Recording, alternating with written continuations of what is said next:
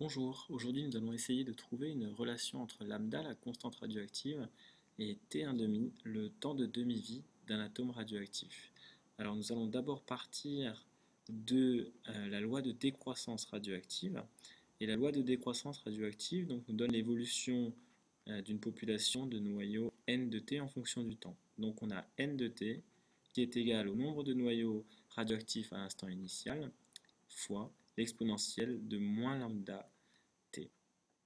Ensuite, nous allons travailler en fait avec la définition de la demi-vie d'un atome radioactif qui est en fait T1,5, c'est le temps au bout duquel la moitié des atomes radioactifs initialement présents ont été désintégrés.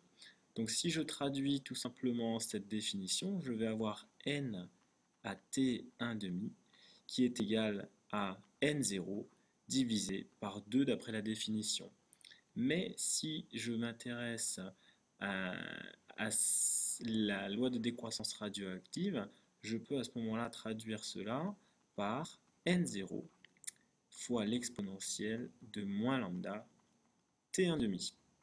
Et puis je vais me focaliser sur cette partie de l'équation, et sur cette partie de l'équation, on peut simplifier par n0. Et donc nous allons retrouver rapidement que 1,5 est égal à exponentielle de moins lambda t1,5. L'exponentielle de moins lambda t1,5, c'est tout simplement 1 divisé par l'exponentielle de lambda t1,5. Ici, en utilisant le produit en croix, j'ai tout simplement que 2 est égal à exponentielle de lambda t1,5. Et maintenant, il faut que je me débarrasse de l'exponentielle. Donc, on passe au logarithme.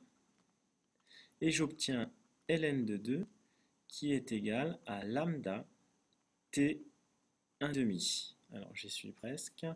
Et maintenant, il ne me reste plus qu'à écrire que t1,5 c'est égal à ln de 2 divisé par lambda.